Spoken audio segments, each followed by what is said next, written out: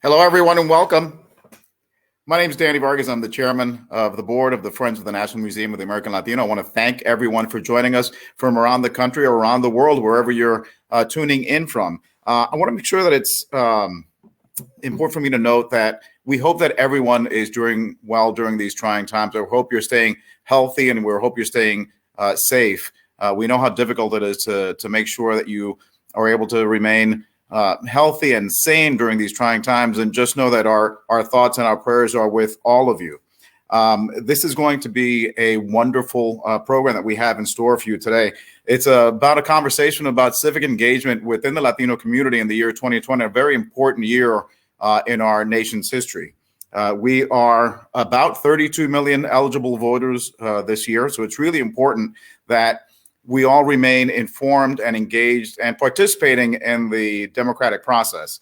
You know, in addition to being the chairman of the board of the Friends of the Latino Museum, I'm also the former chairman of a national political organization, the Republican National Hispanic Assembly. And I'm actually a former candidate for office. I ran in 2015 for the House of Delegates here in Virginia. It's so important that we remain part of the conversation, part of the dialogue, and we represent our values and our views and our opinions in the electoral process. And today you'll have an opportunity to hear from amazing, wonderful speakers who have a depth of knowledge and experience in various aspects of the political process, as well as information related to specifically to the 2020 election.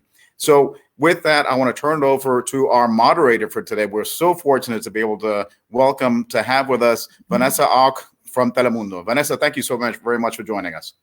Thank you so much, Danny. I'm so happy about this great conversation that we're going to have today. And before anything, I also want to say that I hope everyone is fine, that you and your loved ones are fine and safe, and especially that you have kept good spirits in these difficult times.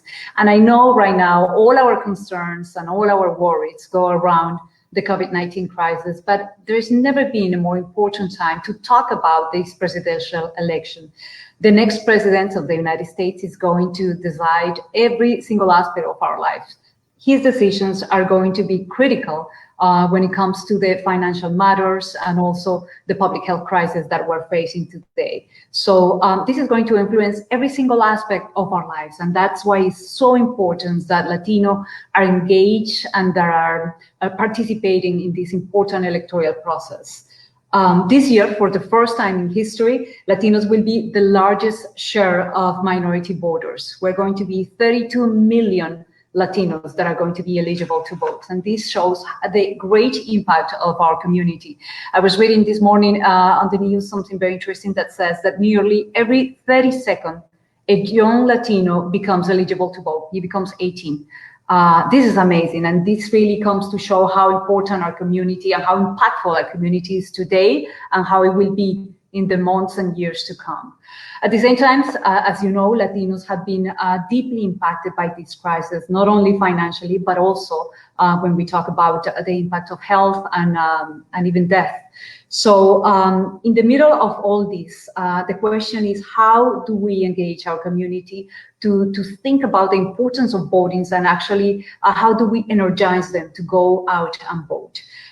Today, we have an amazing group of panelists that are going to talk about these issues and many other questions. And I would like to encourage you to write down the questions that you have, because this is going to be an interactive conversation. So at the end of the program, you're going to be able to send your questions online, and we're going to read it, and hopefully we're going to have an amazing conversation. So to begin with, it is truly my honor to introduce to you Dr. Barreto. Dr. Matt Barreto, he's a professor of political science and Chicana studies at UCLA, and he's also the co-founder of the research and polling firm Latino Decisions. So thank you so much, Dr. Matt, for being here with us. Vanessa, it's my pleasure. Thank you for including us in this conversation. You see, I have my perrita here behind me. So I hope she doesn't bother us. But like so many, we're stuck working at home. We have our friends in our offices with us and our children as well. So thank you for this conversation. Thank you, Doctor. And also, I would like to invite a dear friend of us, Mr. Dan Garza. He's the Executive Director of the LIBRE initiative, and I know he's going to be talking to you and analyzing some numbers that you're going to give us. So welcome, Dan. Oh, we're going to have Dan a little bit later. He hasn't been able to join, but I'm sure in the next couple of minutes he's going to be with us. So the stage is yours, Dr. Barreto. I know you have a lot of interesting things to tell us. Well, thank you, Vanessa. Yeah, I wanted to start by highlighting some of the research that we were doing over here at the UCLA Latino Politics and Policy Initiative, LPPI. We were tracking the Latino vote throughout this primary season, and what we found was record high enthusiasm and voter participation in the Latino community across the primary. Of course, we had a very engaging primary on the Democratic side, so many debates taking place, many of them specifically engaging Latino issues. And so we started looking at the voter turnout and voter preference for Latinos. What we found was that Latino engagement started earlier than ever before this year. We saw it starting in states like Iowa and Nevada, well before those states had their actual formal caucuses. We saw candidates going and hosting Latino events. That served to energize and lay the groundwork for that mobilization. And campaigns were targeting specifically to Latinos in places like Iowa. Now, you've probably seen the news coverage and know the story on that. The Bernie Sanders campaign in particular had a very strong campaign apparatus in the state of Iowa where they tested out many of their materials, their outreach efforts. And the Latino community is growing very rapidly in Iowa and is now transferring into the electorate as the number of eligible Latino voters grows there. And the Sanders campaign really used that. That was one of the first pieces of research that we were able to put out and document through LPPI, was to actually study and show the Latino vote in Iowa went very heavily for the Sanders campaign. And they were then able to transition that into Nevada. Nevada, of course, a state with a very large growing Latino population. And the Sanders campaign in particular, again, sort of took their strategies from Iowa, took some of their best practices, their outreach efforts. And we saw a repeat performance there where Latinos were very engaged, very high rates of turnout in that caucus. You might recall this year in Nevada, the party also decided to allow early voting. They had a number of days of early voting in the caucus. And that really benefited the Latino community. It gave more opportunity to participate. I think that was a very smart decision. And as we continue this discussion about voting, we do want to understand that the Latino community has many challenges on our plates, and having more days of early voting or absentee voting, et cetera, is wise. So we saw that in Nevada. And what did the numbers show us? Very high Latino participation, much higher than in previous caucus in the state of Nevada. And once again, very strong support for Bernie Sanders. Again, we documented that, put out a lot of research on that. Well, that wasn't over at that point. We saw the other candidates really then jumping in and starting to fight for the Latino vote. You may remember Mike Bloomberg was in and had a very heavy Latino outreach strategy, lots of TV ads, bilingual mailers, and Vice President Biden also started to get really heavily involved, seeing that Sanders was going after the Latino vote. So what was really fascinating to us as analysts was to look at this data and to see, yes, Latinos are being engaged, they're being outreached to at higher rates than we've ever seen before. And that was very, very important because it related to voter turnout. When candidates engage our communities, Latinos turn out and vote. And one of the things that is, sort of disappointing now, and it's not to necessarily blame any campaign or candidate, it's just the facts, the environment, is that the COVID-19, the coronavirus pandemic has really changed the entire playing field for the Latino community, for everyone. The election is now a back burner issue. It is no longer front and center. We are now struggling to deal with economic and health issues. And you could just imagine what things might look like now if you had Vice President Biden with the other candidates that had formerly been in the campaign going around touring the country, doing speeches. You had President Trump giving his stump speeches to large crowds across his base. The election would be a front page major issue, but that's all fallen behind. And so we all have a lot of catch up work to be doing right now.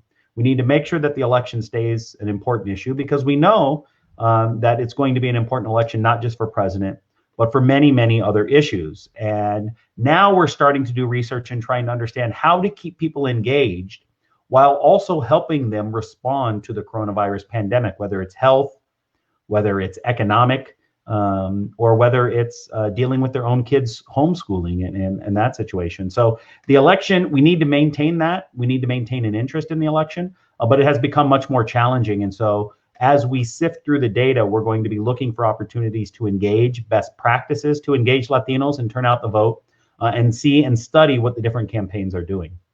So I'll leave it at that, Vanessa, just as a sort of an opening comment, and look forward to any follow-up. Thank you. Great. I mean, you're absolutely, and I don't want to let you go. You're absolutely right. We did a great coverage in Iowa and in Nevada, and we saw how the Latino voters were absolutely engaged and enthusiastic and energized in this voting process. But as you just mentioned, everything has changed. Right now, Latino unemployment is 18%. Is 18% of our workforce is unemployed, and the rate of Latinos that are infected, or even the people that die in our community, is higher everywhere in the country. So how do we energize our community to actually go out and vote and put this as a priority? Well, I think one opportunity is connecting it to local politics. We've been seeing in some of the focus groups and research we've been doing that people are starting to pay more attention to their local county and city elected officials, because so many of these local elected officials, especially county executives, county judges, county commissioners, are leading the charge on how to implement these practices, and connecting that to folks and saying, these are elected officials. These people work for us. And when you see what they're doing, whether you agree or disagree, you need to get involved and either support them, help them get reelected, or vote against them, depending on what your politics are. And so I think we need to do a job of connecting that. Of course, the presidential election is at the top of the ticket. And so that's going to get a lot of attention. And the final thing that I'll throw in and add is we need to be doing more outreach and education on vote by mail. We know that this could be an option. Many states are adding that. And we need to do that outreach into the Latino community, where we haven't had as much experience and use outside of states like California. Most states don't have as high of use of vote by mail, but we need to have that ready in case that becomes an option that states are using to engage Latinos, make sure they know it's safe, it's secure, and how to properly cast their ballot by mail if that's what we're doing in November. Yes, absolutely. And also something that have really revealed with this COVID crisis is the disparities between the different communities, and one that have been really affected is the Latino community. I would like to invite now Mr. Dan Garza with the initiative LIBRE. Hi Dan, how are you? Can you hear us, Dan? Vanessa, how are you? Can you hear me now? I can hear you perfectly. Oh, that's terrific. Wonderful. We were waiting for you, and we actually wanted your response.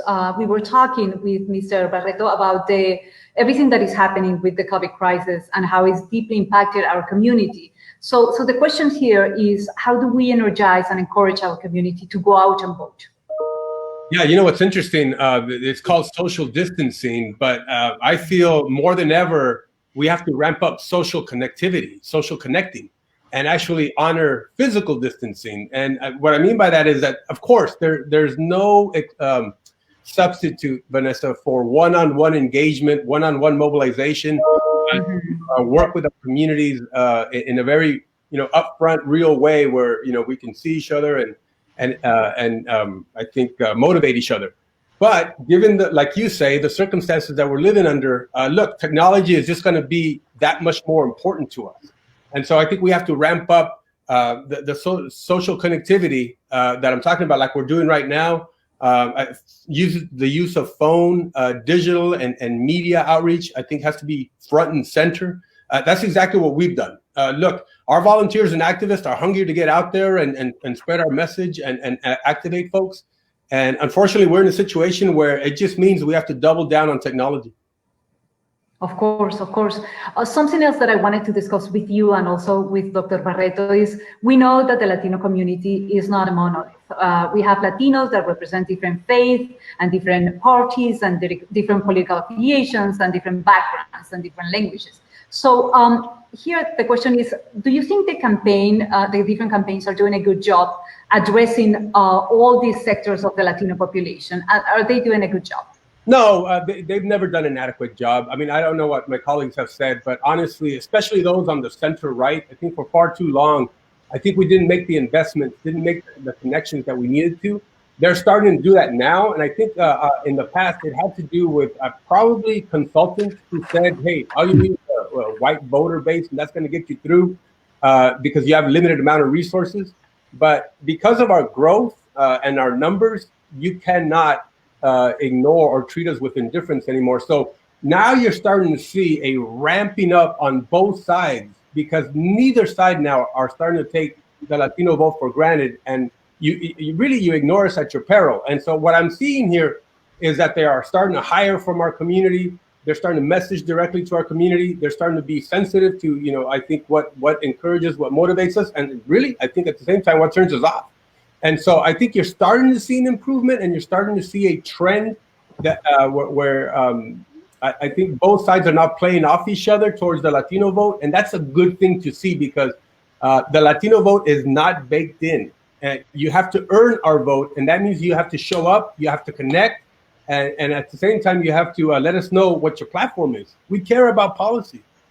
We care about your ideas. And I think that you're starting to see a vast improvement, but it's still inadequate, Vanessa, honestly.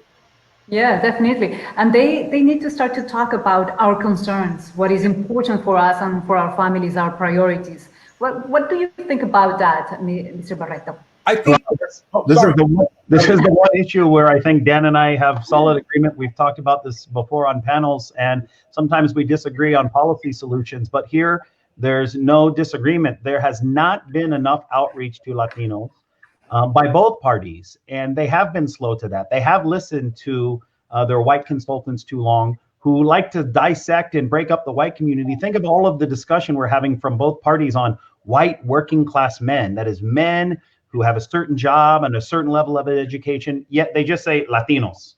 So I think both political parties need to get to that, and they're starting to. You at least see some differentiation in Florida, but they need to do a better job of understanding in other states, in Arizona, in Nevada, and other states, there still is a diversity, even if it's an overwhelming Mexican-American population. There still is that diversity, and how can you engage Latinos from a unique lens is sorely needed. And I think it is, I agree with Dan, it's moving in that direction, but there's still a lot more work to do. We need to really understand that diversity and uniqueness in the Latino community to do a better job reaching out. Wonderful, great. Well, I thank you so much both for all this information and everything that you bring to the table to actually encourage our community to go forward. And please don't go, because at the end of this panel, we're going to have the opportunity to talk to our viewers and to answer questions of the audience. But right now, I would like to invite to the conversation Xochitl Hinojosa. Xochitl is the communications director of the DNC, the Democratic National Committee. Thank you so much, Xochitl. Thank you for having me. Great. And also would like to invite Mercedes Schlapp. She's the Senior Advisor for Strategic Communications for President Donald Trump. Thank you so much, Mercedes, for being with us. Mil gracias. Thank you for having us. Wonderful. So the first question for both of you, I mean, obviously everything have changed. I mean, the way that the candidates used to campaign, the way that we used to do rallies, even the disconnection of the candidates, the face-to-face connections, the question and answer that was so important for our community especially. So could you tell us about how is campaigning now? Yeah, absolutely. I'm happy to go first. So one of the things that we have changed is, while we are not changing the people that we are reaching out to, so we are, still focused on a lot of these battleground states. The Biden campaign just announced this last week. Their strategy for the general election includes not only your places like Florida and Pennsylvania and North Carolina and Wisconsin and others, it also includes places like Arizona and Texas, where you have seen Democrats make big strides and make big progress and are both heavily Latino areas. And so while we are still focusing and talking to voters, we are changing our tactics. And when I talk about tactics, the way that we are doing that is we are moving to digital organizing. We recently just had 9,000 people recently sign up just to get trained on digital organizing. Over the last few years, we have bought millions and millions and millions of cell phone numbers in order to reach voters all across this country. But as you and your viewers know, when it comes to the Latino community, there are people on their phones, and that is one of the best ways to reach out to communities like the Latino community. And so, and specifically in Florida and Pennsylvania, we have started partnerships in order to reach out to their voters and encourage things like vote by mail, because your panel that was just talking earlier was talking about how we need to expand access to voting. We need to make sure that everyone who is eligible to vote can go out and can vote, whether it is vote by mail or some other mechanism, and that the pandemic doesn't stop them. We need to make it easier. We need to communicate with voters on how they can do that. So these are some of the ways that we are doing this. Joe Biden has had a number of virtual events. He is doing a lot of media.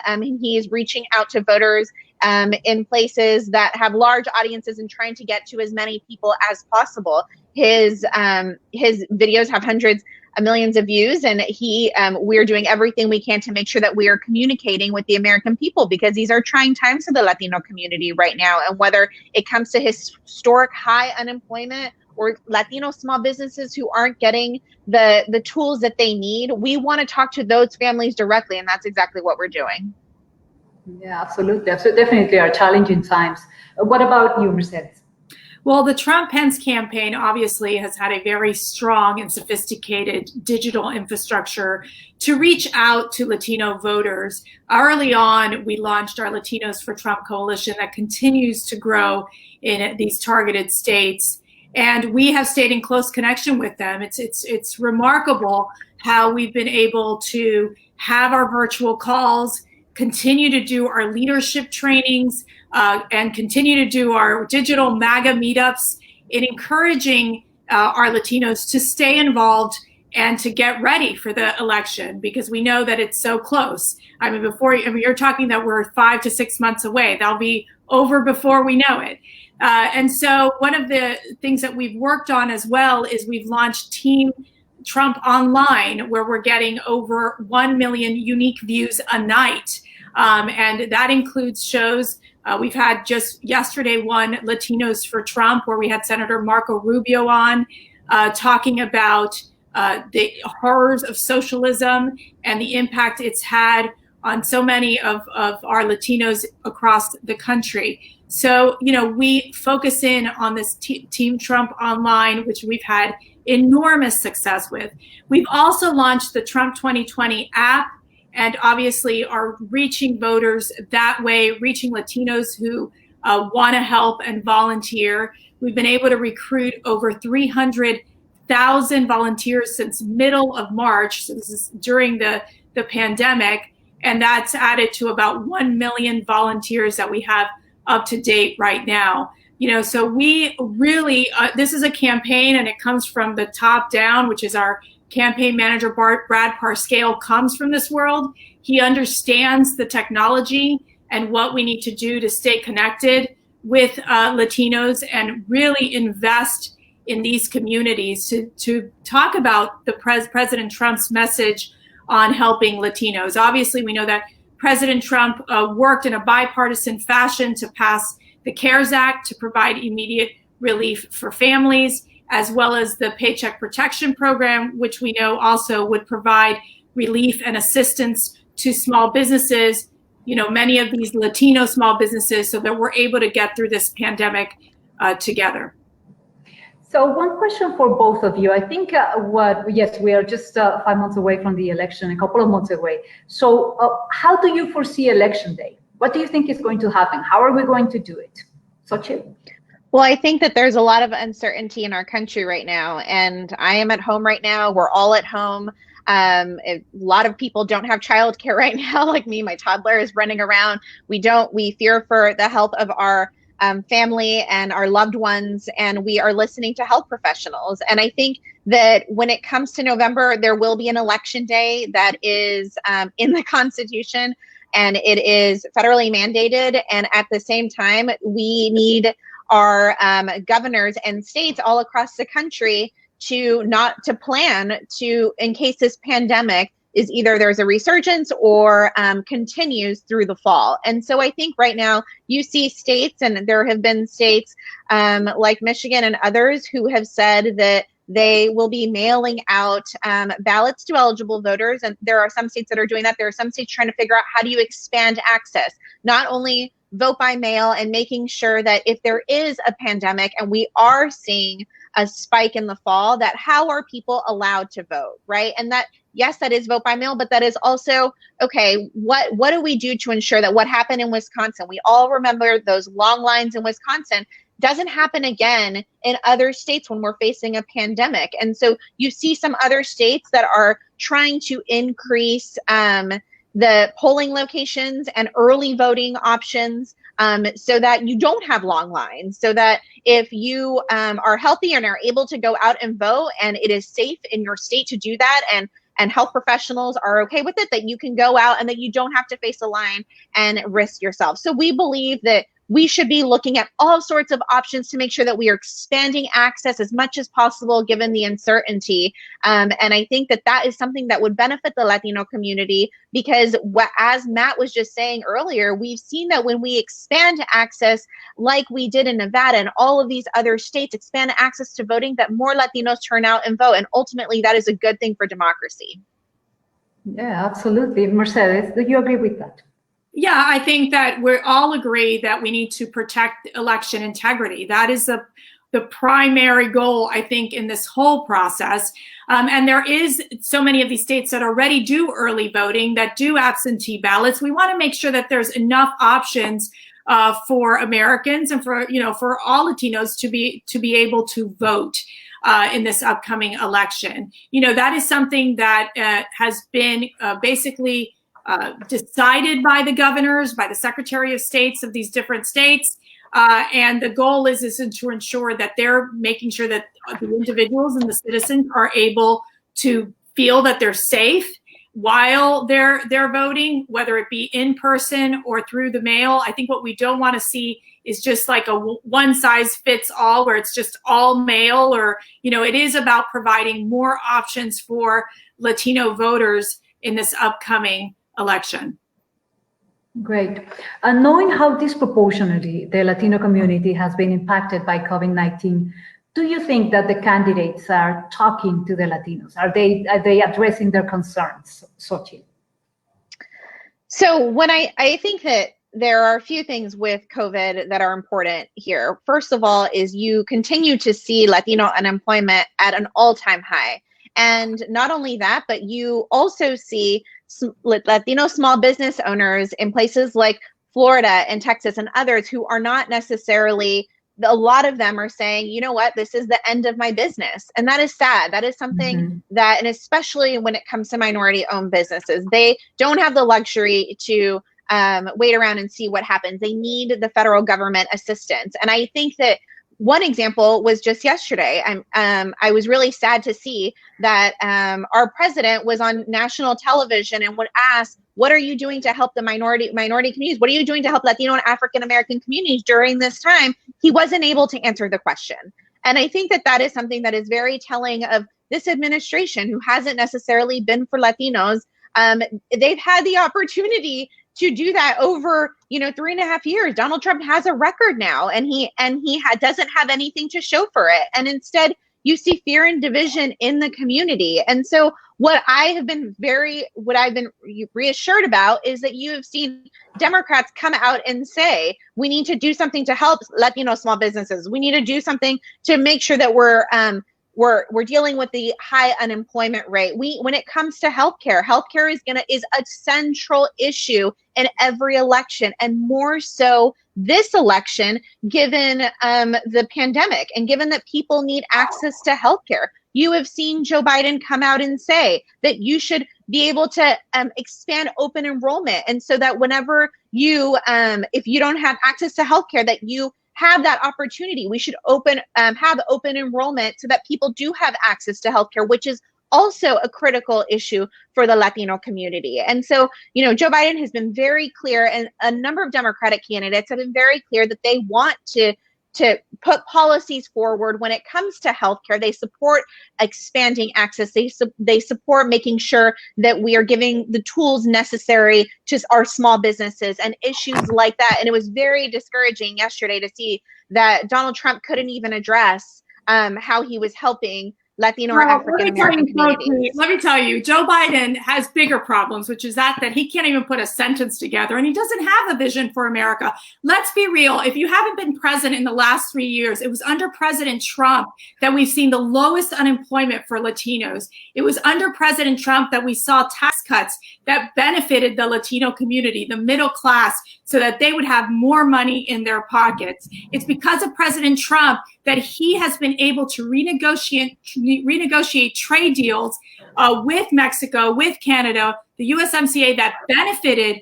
American workers, that benefited Latino workers. Latino workers have been better off under President Trump than they ever were under Joe Biden and Obama. So I think we got to set the record straight there. This president has been working 24/7 to ensure that we're protecting the health of all Americans. And he's also working with the Democrats on ensuring that we're able to provide immediate relief to Latino families and provide relief to Latino small businesses. You know where we're having problems? With those Democrat governors, like in California, that are keeping the small businesses closed till August. And so you're seeing this uprise of protests saying, please, please, please, let me reopen my business. So I've got to tell you, Biden has no plans to help the Latino community. It's been President Trump who's been a champion for Latinos in ensuring that he produces economic opportunities, and they've been better off under President Trump. So I'm not sure where you're getting your facts there. A 20%, almost 20% unemployment rate in the Latino community. I'm sorry. And not only that, you see 90,000 people. Okay, Xochitl and Mercedes, this is important that we highlight that this conversation is to give the information to our viewers. And what Latinos want to know is what are those central issues that Vice President Biden is going to push to support Latinos, and what are those central issues that President Donald Trump is going to support in order to help the Latino community. So when we talk about issues, what would be like the main issues that your candidates will push forward in order to support our community? Absolutely. So one thing that, and I'm happy to go first, one thing that Joe Biden has said is that comprehensive immigration reform is at the top of his list. If he becomes president on day one, that is something that he does want to tackle. He wants to make sure that we, again, are helping dreamers. That is something that has bipartisan support. That shouldn't be a partisan thing. He wants to make sure that as I was just saying, the Latino unemployment rate has now almost hit 20% during this crisis. He wants to make sure that we are dealing with that. And I will remind people that when President Barack Obama took office, that he was dealing with one of the worst recessions, and he was able to bring us back from that. And did Donald Trump benefit from that? Yes, his presidency did benefit from that. And we've seen exactly what Democrats can do if they are put in power. And so I think that right now, and one example that I just want to throw out there, my grandmother is 95 years old, and she lives in fear every day. She is someone who is here legally, and she should have no reason to worry. But the fear mongering that comes from this administration is something that has her concerned. And she called my mother the other day and said, I'm looking for my documentation because I'm terrified that Donald Trump's going to kick me out of this country. And she's not the only one. There are so many people across this country that just want the decent president who is going to look out for them. And right now that is not Donald Trump. And so I think, when it comes to the specific policies, immigration reform, making sure that we are supporting our dreamers and making sure that we are tackling this almost 20% unemployment rate when it comes to Latinos. And healthcare is another huge thing. We need to make sure that we are expanding access to healthcare. Okay, Mercedes, what would you say will be like the main issues? Well, of course, at this point, we know that with the coronavirus pandemic, it's created an artificial interruption on the economy. We know that it's because of that the president had to safeguard, basically prioritize and say, look, we're going to have to close up because we have to protect the safety and the health of all Americans. And Democrats have agreed with that. And he took actions like ensuring that we had travel restrictions to China that we know were life-saving measures that, for example, Dr. Fauci agreed with. So in essence, now as we continue moving forward and we open in a responsible and safe way, that we all focus in on rebuilding this economy. At the same time, ensuring that we find a vaccine for the coronavirus and find therapeutic measures to ensure that people can recover from this virus. So for the president, his priority will be the economy, to ensure that Latinos can get back to work quickly, that companies rehire, that we have this pent-up demand and get the economy growing again.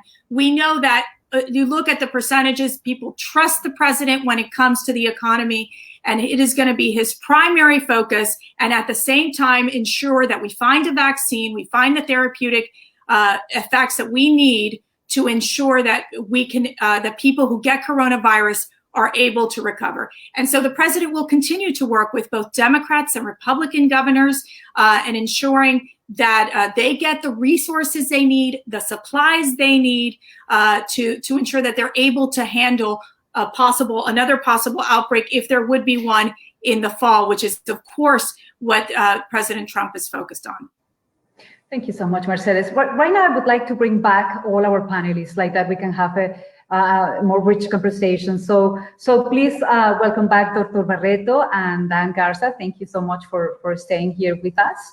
So we have been talking about all the important issues for the Latino community, but I think it's important to remember that many in our community are in surviving mode. I mean, they have loved ones that are suffering, that are sick with the coronavirus, or they have lost their job. They don't know if they are going to be able to pay the rent the next month. So we are in a very difficult situation. What would be your message for our community and for these families? Why it's important to go out and vote? Dan, let's start with you. Yeah, well, look, we have just as much at stake in this election as every other American. And it has to do, of course, with the policies that impact our everyday lives. Do we see more freedoms to politicians, or do we demand them back? Do we supercharge our economy by increasing productivity? Do we also create more options in the healthcare to compete better, to open up state lines, to make sure we have private health accounts, to make sure that you pay for what you get and don't have to pay for something that you don't need to pay somebody else's bills? Look, all these things are going to be important. And as we move forward, the only way we're going to be able to make a difference, obviously, is to get engaged. And if we also work together to mobilize ourselves. I think one of the most important things that candidates and campaigns can do is to say, look, I come at you because I care. 2, my ideas work. Those 2 things, I think, are going to resonate huge with the Latino community. But at the same time, it's not only, I think, whether we're motivated by the candidate or our party or anything else, we need to work within ourselves. There's no question that there's a huge diverse community within the entire Latino community across the country. And that's great. At the same time, I think we need to build broad coalitions. We need to work with each other. We need to lessen the divide that we have going on and listen and understand each other and what are the needs, because there's power in numbers. El que tiene pueblo tiene poder. And if we don't coalesce, if we don't build these broad coalitions where we do align, where we do agree, I think we're weaker. I think we're weaker. And I think that if there's a message I want to leave behind is we need to build broad coalitions. And that means working with anyone who wants to do right. Yes, so thank you for your message. Thank you very much, Dan. What do you think about it, Dr. Barreto? What would be the message for the Latino community? Well, I think it is a difficult time right now. People are responding to the coronavirus, the health, the economic, and the educational disturbances in their communities. And these are not things that people were expecting to be dealing with right now. And we have to remind people of the importance of following the advice of experts and health leaders, but also trying to stay civically engaged. It's not just the election, it's participating in the census, it's participating in primaries if they still have those happening in their states. And it's important for people to make their voices heard. As I said before, I think we can try to take this opportunity to connect what's happening to state and local politics. to connect it to your county commissioner, to your mayor of your city who has been involved and who is at the front lines of this. And if you agree or disagree, if you don't like what they're doing, if you think they should be doing more, get involved, find out when those elections are getting up, make sure you're registered. If your state is a state that does not have automatic absentee voting, register yourself. Find out how you can do that so that you can stay involved, so that when it comes to November, this is a policy issue. It's not just a pandemic that landed on us by accident. This is now a policy issue. And people should be paying attention to this as a policy issue and responding to that politically to say which party, which candidate do they support, all the way down from city council member, all the way up to president. So I think there's an opportunity. We can stay engaged. We have to, survive first. We have to make sure we have access to those loans, but we can connect this back to our civic engagement. Great. And I'm very happy that you brought up the census, because based on the 2016 Child Trends Report, 36% of the Latino children were undercounted in the 2010 census. So my question for you, Xochitl and Mercedes, what can we do to avoid this undercounting? And this happened in states that were key for that needed resources, that were reaching Latino populations like California, Texas, Arizona, Florida, and New York. What do you think about it, Xochitl? Family to make sure that they are responding to the census. And I really have to praise organizations like NALEO and Voto Latino and others who are organizing to make sure that everyone fills out the census, because it is important. And the reason why it is important is because it ensures that our communities are receiving the proper needs and resources in order to support our community, the Latino community, and other communities. And so it is something that is extremely important for every family. And I really praise all of the organizations that have gone out there, and especially in a pandemic, people are organizing. The amount of mailers that I've gotten, and I'm sure others, and it has been incredible. And we encourage everybody to go out and to make sure that they are counted. Yes, absolutely. It's so important. The same as getting counted in the census, getting registered to vote. Both are equally important. Mercedes, what are you doing, and what is the government doing to actually reach the Latino community when it comes to the census? I'm not working for the federal government anymore, so I worked for the campaign. Mm-hmm. So I really wouldn't be the right authority to ask on the question of the census in terms of what the federal government's doing. I think we're all getting the forms in the mail saying, please fill out the census form, again, to ensure that people are counted for. I think it's important to know. And I think with today's technology, I think it's important to have that resource so that, people are able to know from a demographic standpoint who's where and in what state. And so I think that that's the critical role of why it's important to get the census done. Yes, and talking about the technology, I mean, there is a lot of innovation in the census lately, especially for this 2020 census. But Latinos are identified as a hard group to count. What should we do, and how should we approach Latinos, Dr. Barreto? Well, this is actually something I've studied. I participated in the census lawsuit, and I've done a lot of census research over the years. And the census themselves is well aware, and they actually have really good methodology and tools. They know that Latinos and immigrant communities are hard to count. And it comes from a combination of reluctance to participate, uncertainty about what that data is being used for, but also because of living quarters, because of either multifamily houses or other sorts of living quarters. And so we need to be working with groups like NALEO that you heard Xochitl mention. They are one of the groups that works directly with the Census Bureau to do that outreach. We need to make sure that when people go into the community, whether it's that postcard you got with the email link, or whether it's a phone call, or eventually there might be census workers who come and knock on your door, that they're doing that with trusted voices in our community, like NALEO and others, that when Latinos see them, they say, okay, this is important. It's safe. We can give our responses, and those responses won't be held against us or our families, because there is a lot of anxiety and uncertainty in the community, especially in immigrant communities, about participating. But it's important for everyone to get counted. Every state and community benefits from it. And so the more that we can work with community groups in the Latino community, the better the census will be. Yes, and there is something that you mentioned that is key, the trust It's important that our community understand that they are going to be fine, that if they go and fill out their form, their family and their loved ones are going to be okay. Dan, what do you think about that? Yeah, I think it's a sad irony that, Vanessa, that the ones who have the most to gain from the census are the ones who are probably going to be undercounted, which are the poor and the disenfranchised and the outcast. And I mean, the stone cold truth is if you don't respond to the census, then you don't exist in the eyes of the government. And so that's an issue. The hard work, like Mr. Barreto was talking about, has to be done.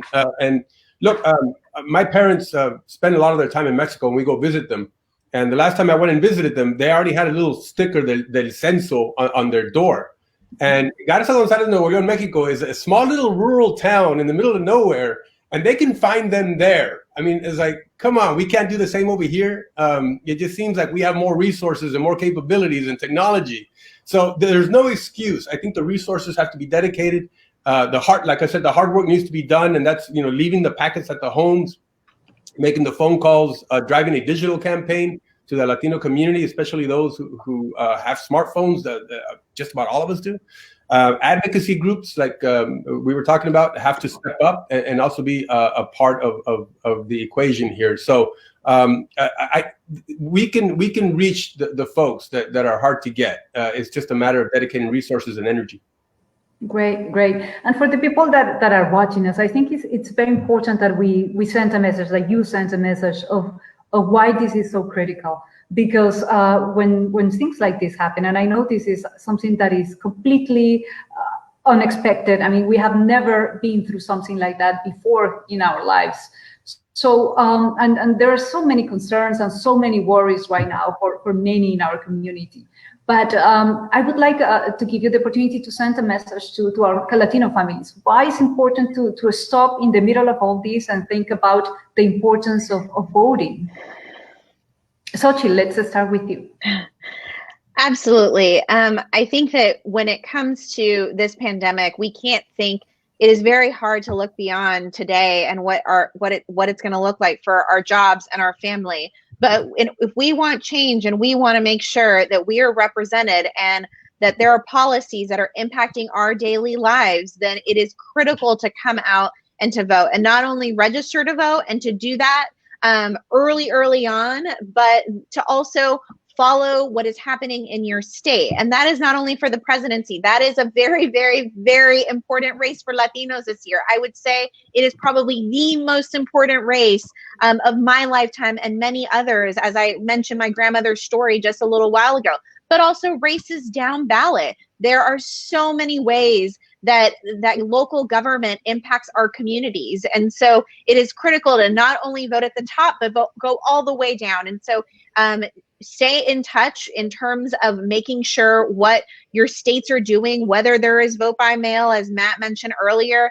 sign up, because we don't know what this is going to look like when it comes to the fall. And we need to make sure that we're doing everything to be prepared.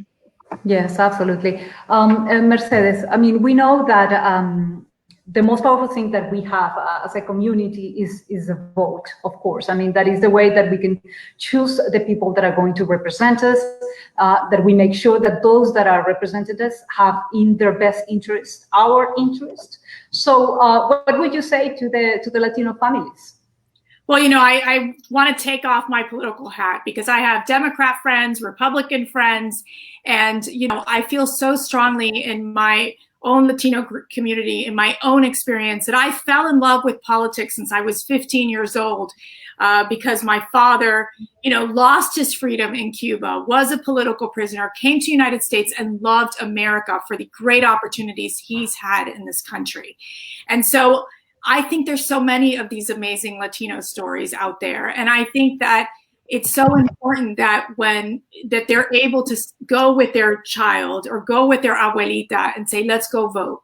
Let's go vote, because your vote matters. It's important to have a voice in your community.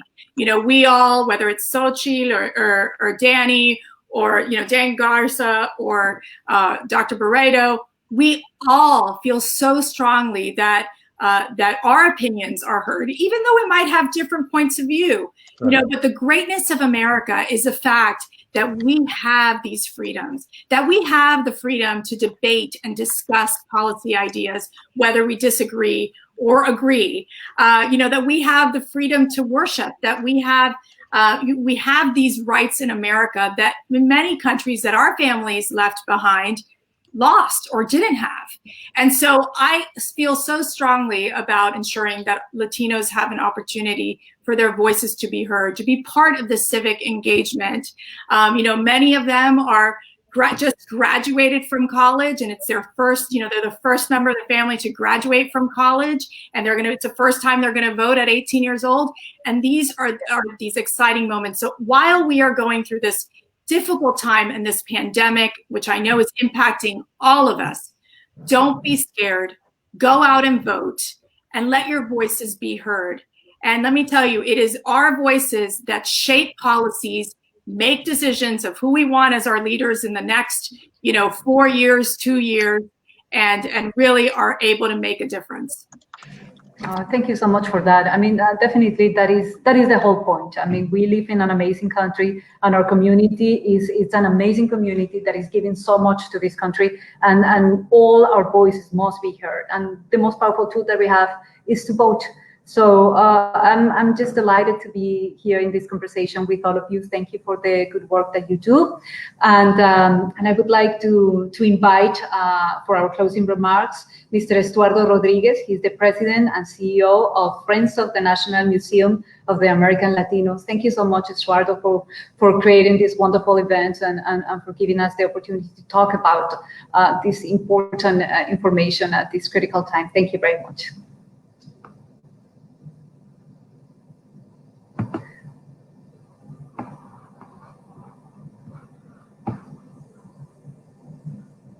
Okay, I think do we have you now? Yes. We do. I was trying to save everyone from the background noise that I've got and didn't realize I'm not unmuted. But I was saying, gracias a ti, Vanessa, Noticias Telemundo, UCLA Latino Politics and Policy Institute. Thank you so much for joining us. I want to take a moment to say that the American Latino Museum campaign has been going on for 15 years now. This has been an amazing effort to not only build one day like the African American Museum and the Native American Museum on the National Mall, not just a building, but an opportunity to lift up the 500 years of story of contributions and service in the military and business, art, innovation, and sciences. Our community has been with this nation from the beginning, building up cities, building up economies. This is an example. The leadership on this panel discussion today, regardless of where they come from on the political ideologies, they are leaders, and we are grateful to have them there, because ultimately we as a community work better, function and contribute better when we have the information and make that decision for ourselves. So thank you so much for joining us. Xochitl Hinojosa from the DNC, Mercedes Schlapp from Trump Pence campaign, and of course our friend Dan Garza from the LIBRE initiative, and of course Dr. Matt Barreto. Can't of course forget to thank the leadership, our board chairman, Danny Garza.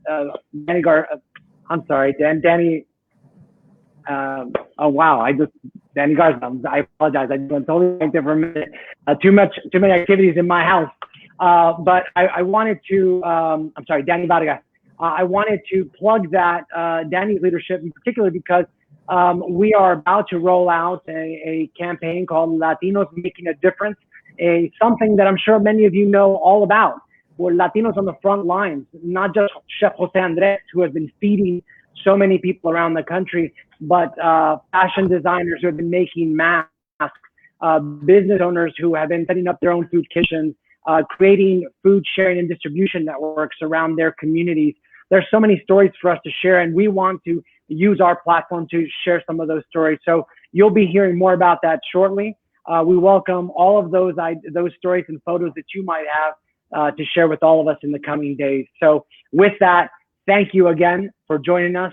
It's been an honor to have all of you with us, And hopefully we'll continue to have you support the American Latino Museum campaign through all of our social networks, and visit us again for the next conversation that we host. Thank you, and God bless you. Dios le bendiga, y adelante.